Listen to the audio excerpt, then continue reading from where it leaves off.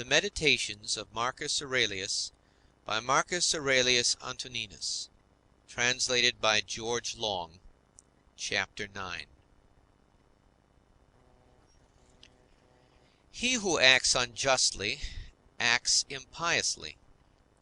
For since the universal nature has made rational animals for the sake of one another, to help one another according to their deserts, but in no way to injure one another, he who transgresses her will is clearly guilty of impiety towards the highest divinity. And he too who lies is guilty of impiety to the same divinity.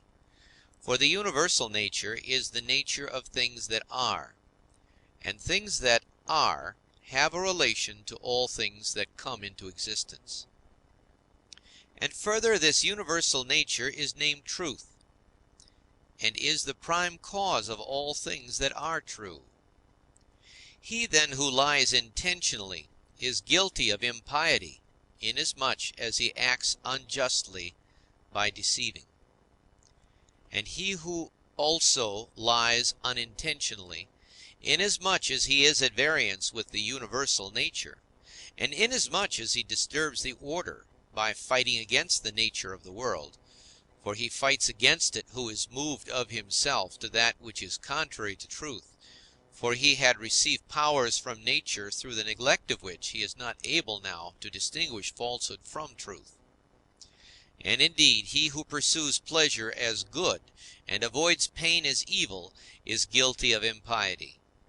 For of necessity such a man must often find fault with the universal nature, alleging that it assigns things to the bad and the good contrary to their deserts, because frequently the bad are in the enjoyment of pleasure, and possess the things which procure pleasure, but the good have pain for their share, and the things which cause pain.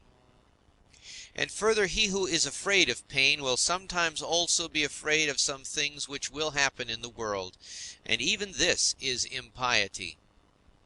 And he who pursues pleasure will not abstain from injustice, and this is plainly impiety.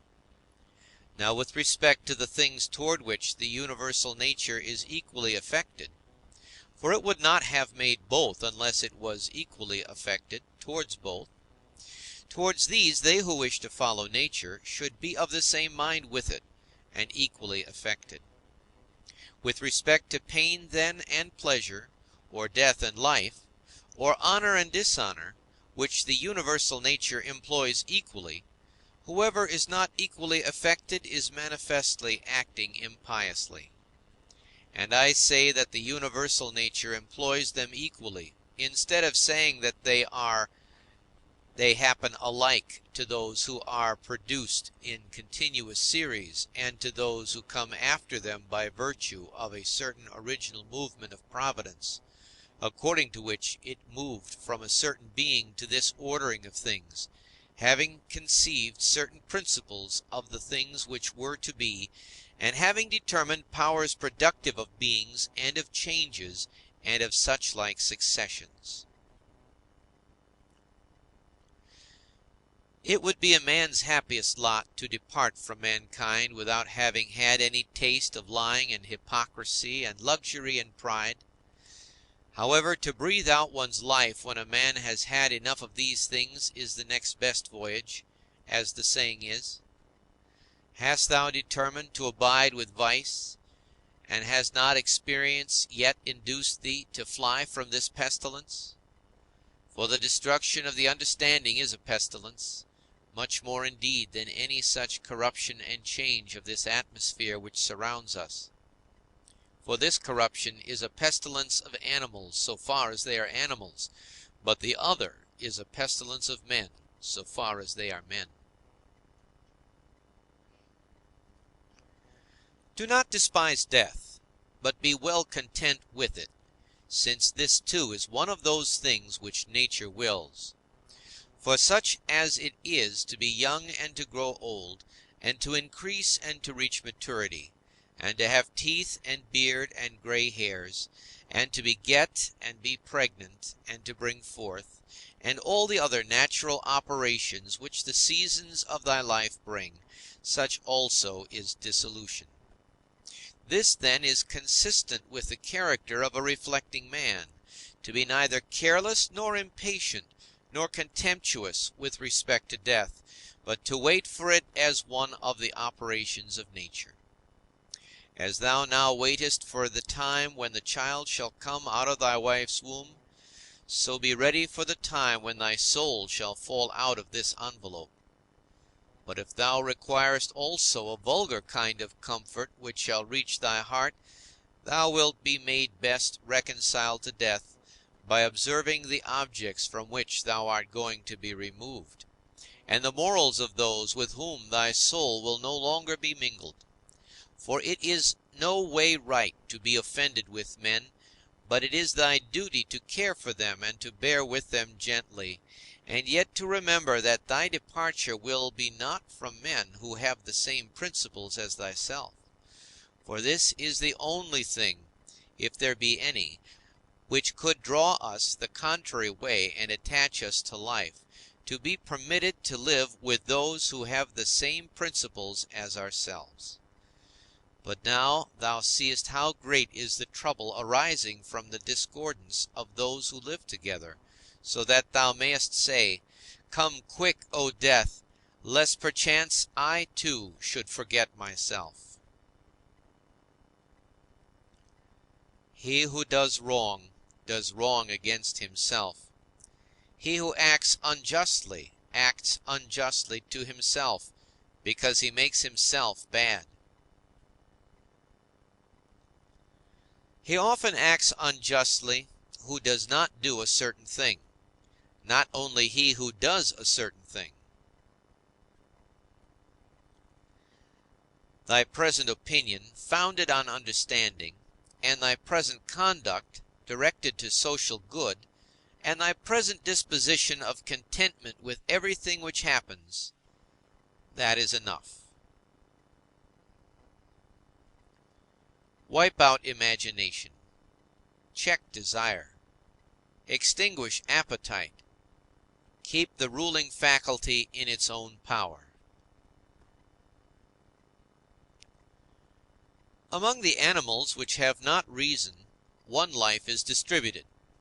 But among reasonable animals, one intelligent soul is distributed, just as there is one earth of all things which are of an earthly nature, and we see by one light and breathe one air, all of us that have the faculty of vision, and all that have life.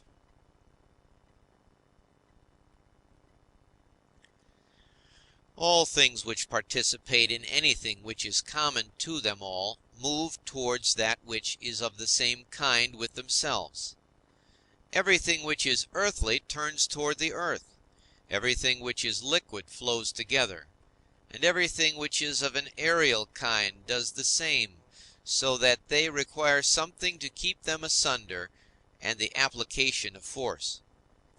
Fire indeed moves upwards on account of the elemental fire, but it is so ready to be kindled together with all the fire which is here, that even every substance which is somewhat dry is easily ignited, because there is less mingled with it of that which is a hindrance to ignition. Accordingly, then, everything also which participates in the common intelligent nature moves in like manner towards that which is of the same kind with itself, or moves even more. For so much as it is superior in comparison with all other things, in the same degree also it is more ready to mingle with and to be fused with that which is akin to it. Accordingly, among animals devoid of reason, we find swarms of bees and herds of cattle, and the nurture of young birds, and in a manner loves. For even in animals there are souls, and that power which brings them together is seen to exert itself in the superior degree, and in such a way as never has been observed in plants or in stones nor in trees. But in rational animals there are political communities and friendships, and families and meetings of people, and in wars, treaties, and armistices. But in the things which are still superior, even though they are separated from one another, unity in a manner exists, as in the stars. Thus the ascent to the higher degree is able to produce a sympathy even in things which are separated. See then what now takes place. For only intelligent animals have now forgotten this mutual desire and inclination, and in them alone the property of flowing together is not seen. But still, though men strive to avoid this union, they are caught and held by it, for their nature is too strong for them, and thou wilt see what I say, if thou only observest. Sooner then will one find anything earthy which comes in contact with no earthy thing, than a man altogether separated from other men. Both man and God and the universe produce fruit. At the proper seasons each produces it. But if usage has especially fixed these terms to the vine and like things, this is nothing. Reason produces fruit both for all and for itself, and there are produced from it other things of the same kind as reason itself. If thou art able, correct by teaching those who do wrong. But if thou canst not, remember that indulgence is given to thee for this purpose, and the gods too are indulgent to such persons. And for some purposes they even help them to get health, wealth, reputation, so kind they are. And it is in thy power also. Or say, who hinders thee? Labor not as one who is wretched, nor yet as one who would be pitied or admired, but direct thy will to one thing only, to put thyself in motion and to check thyself, as the social reason requires. Today I have got out of all trouble, or rather I have cast out all trouble, for it was not outside, but within, and in my opinions. All things are the same, familiar in experience, and ephemeral in time, and worthless in the matter. Everything now is just as it was in the time of those whom we have buried.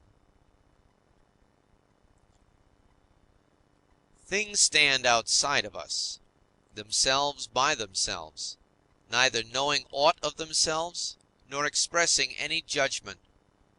What is it, then, which does judge about them? The ruling faculty. Not in passivity, but in activity, lie the evil and the good of the rational social animal, just as his virtue and his vice lie not in passivity, but in activity.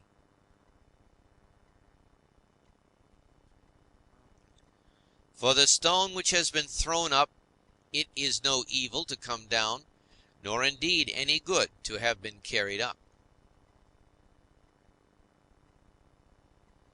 Penetrate inwards into men's leading principles, and thou wilt see what judges thou art afraid of, and what kind of judges they are of themselves. All things are changing, and thou thyself art in continuous mutation, and in a manner in continuous destruction, and the whole universe too. It is thy duty to leave another man's wrongful act there where it is. Termination of activity, cessation from movement and opinion, and in a sense their death, is no evil. Turn thy thoughts now to the consideration of thy life as a child, as a youth, thy manhood, thy old age. For in these also every change was a death. Is anything to fear? Turn thy thoughts now to thy life under thy grandfather, then to thy life under thy mother, then to thy life under thy father. As thou findest many other differences and changes and terminations, ask thyself, is this anything to fear? In like manner, then, neither are the termination and cessation and change of thy whole life a thing to be afraid of. Hasten to examine thy own ruling faculty, and that of the universe, and that of thy neighbor. Thy own, that thou mayest make it just, and that of the universe, that thou mayest remember of what thou art a part, and that of thy neighbor, that thou mayest know whether he has acted ignorantly or with knowledge, and that thou mayest also consider that his ruling faculty is akin to thine.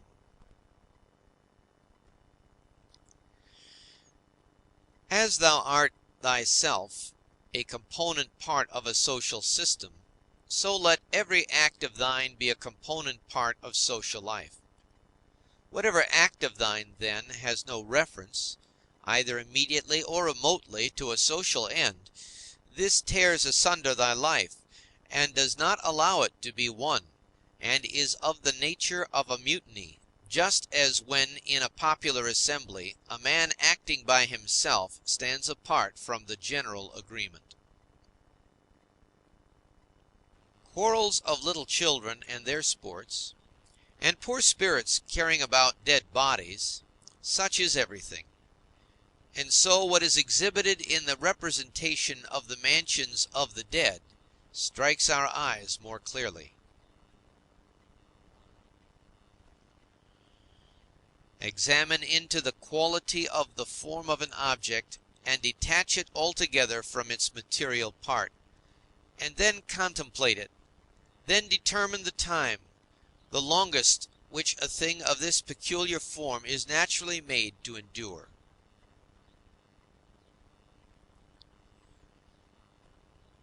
Thou hast endured infinite troubles through not being contented with thy ruling faculty, when it does the things which it is constituted by nature to do. But enough of this. When another blames thee or hates thee, or when men say about thee anything injurious, approach their poor souls, penetrate within, and see what kind of men they are.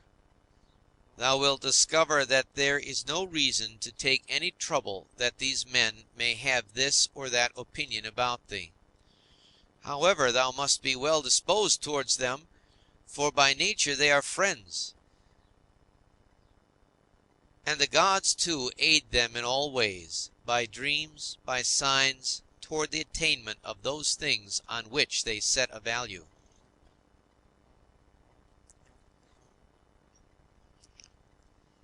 The periodic movements of the universe are the same up and down from age to age, and either the universal intelligence puts itself in motion for every separate effect, and if this is so, be thou content with that which is the result of its activity, or it puts itself in motion once, and everything else comes by way of sequence in a manner where indivisible elements are the origin of all things. In a word, if there is a God, all is well, and if chance rules, do not thou also be governed by it. Soon will the earth cover us all. Then the earth too will change, and the things also which result from change will continue to change forever, and these again forever. For if a man reflects on the changes and transformations which follow one another like wave after wave, and their rapidity, he will despise everything which is perishable.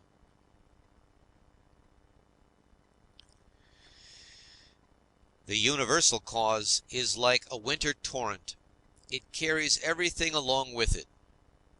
But how worthless are all these poor people who are engaged in matters political, and, as they suppose, are playing the philosopher. All are drivellers.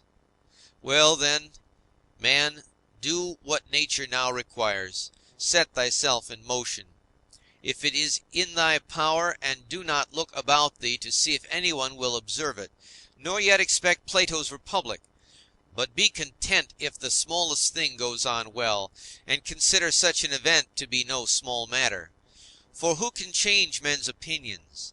And without a change of opinions, what else is there than the slavery of men who groan while they pretend to obey? Come now and tell me of Alexander and Philippus and Demetrius and Phalerum. They themselves shall judge whether they discovered what the common nature required, and train themselves accordingly. But if they acted like tragedy heroes, no one has condemned me to imitate them. Simple and modest is the work of philosophy. Draw me not aside to insolence and pride. Look down from above on the countless herds of men and their countless solemnities, and the infinity varied voyagings into storms and calms, and the differences among those who are born, who live together and die. And consider, too, the life lived by others in olden time, and the life of those who will live after thee, and the life now lived among barbarous nations, and how many know not even thy name, and how many will soon forget it, and how they who perhaps now are praising thee will very soon blame thee, and that neither a posthumous name is of any value, nor reputation, nor anything else.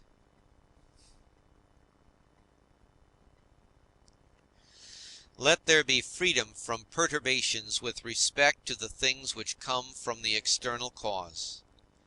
And let there be justice in the things done by virtue of the internal cause.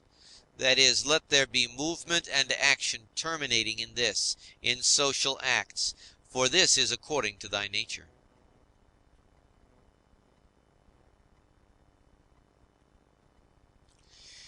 Thou canst remove out of the way many useless things among those which disturb thee, for they lie entirely in thy opinion. And thou wilt then gain for thyself ample space by comprehending the whole universe in thy mind, and by contemplating the eternity of time, and observing the rapid change of every several thing, how short is the time from birth to dissolution, and the illimitable time before birth, as well as the equally boundless time after dissolution. All that thou seest will quickly perish, and those who have been spectators of its dissolution will very soon perish too, and he who dies at the extremest old age will be brought into the same condition with him who died prematurely. What are these men's leading principles, and about what kind of things are they busy? And for what kind of reasons do they love and honor? Imagine that thou seest their poor souls laid bare, when they think that they do harm by their blame or good by their praise. What an idea! Loss is nothing else than change. But the universal nature delights in change, and in obedience to her all things are now done well, and from eternity have been done in like form, and will be done to such time without end. What then dost thou say? That all things have been, and all things always will be bad, and that no power has ever been found in so many gods to rectify these things, but the world has been condemned to be bound in never-ceasing evil? The rottenness of the matter which is the foundation of everything, water, dust, bones, filth, or again, marble rocks, the callosities of the earth, and gold and silver and sediments and garments, only bits of hair and purple dye, blood and everything else is of the same kind, and that which is of the nature of breath is also another thing of the same kind, changing from this to that. Enough of this wretched life, and murmurings, and apish tricks. Why art thou disturbed? What is there new in this? What unsettles thee? Is it the form of the thing? Look at it. Or is it the matter? Look at it. But besides these there is nothing. Toward the gods, then, now become at last more simple and better, it is the same whether we examine these things for 100 years or 3. If any man has done wrong, the harm is his own. But perhaps he has not done wrong.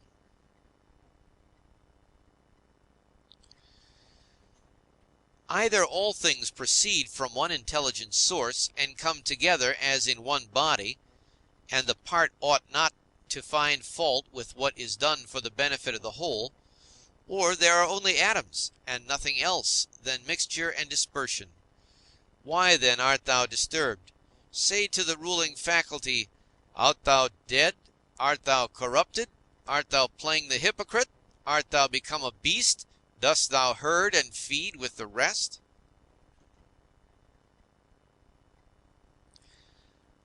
Either the gods have no power, or they have power. If then they have no power, why dost thou pray to them?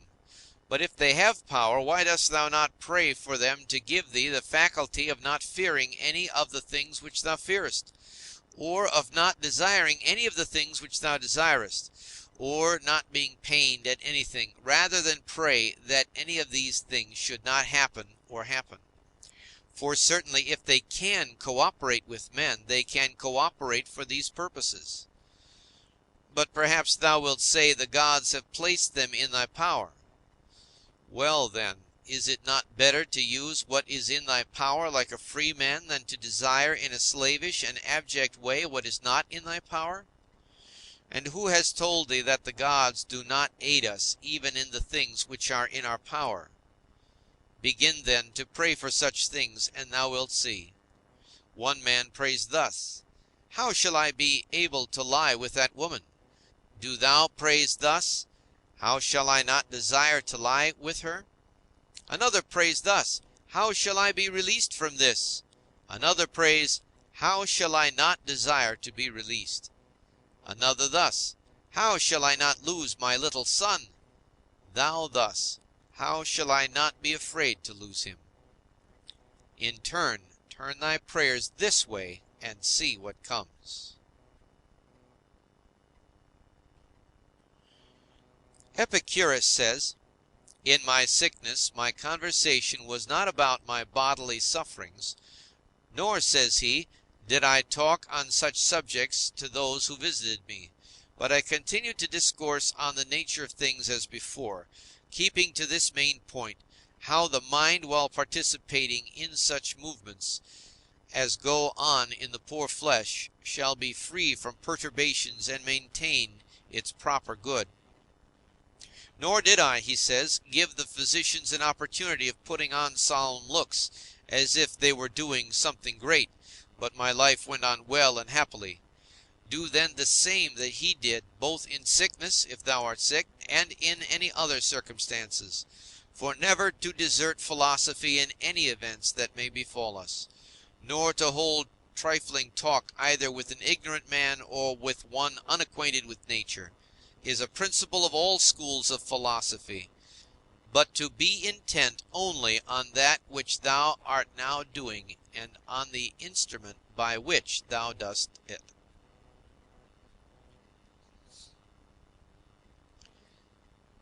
When thou art offended with any man's shameless conduct, immediately ask thyself, is it possible then that shameless men should not be in the world? It is not possible. Do then require what is impossible, for this man also is one of those shameless men who must of necessity be in the world. Let the same considerations be present to thy mind in the case of the knave and the faithless man, and of every man who does wrong in any way. For at the same time that thou dost remind thyself that it is impossible that such kind of men should not exist, thou wilt become more kindly disposed toward every one individually.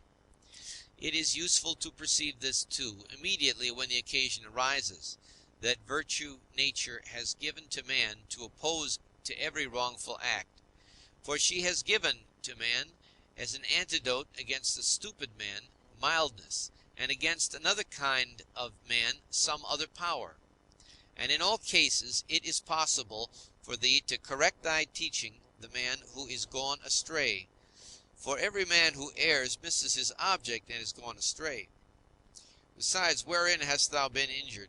For thou wilt find that no one among those against whom thou art irritated has done anything by which thy mind could be made worse. But that which is evil to thee and harmful has its foundation only in the mind. And what harm is done, or what is there strange, if the man who has not been instructed does the acts of an uninstructed man?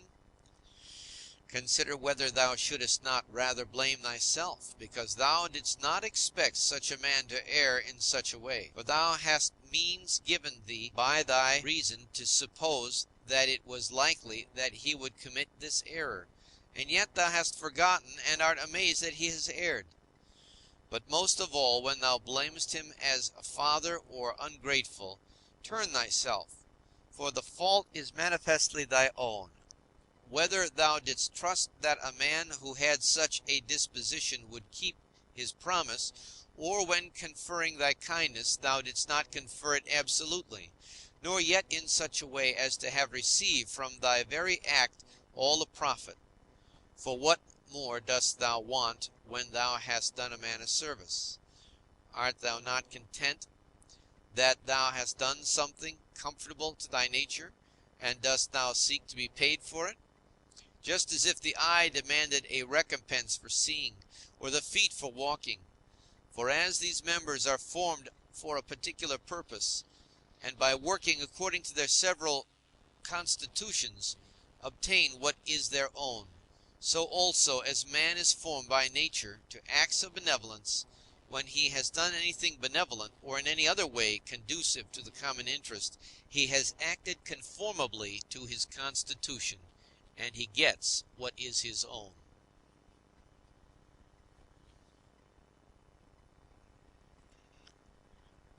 End of chapter 9. Recorded by Father Zeile, Detroit, June 2007.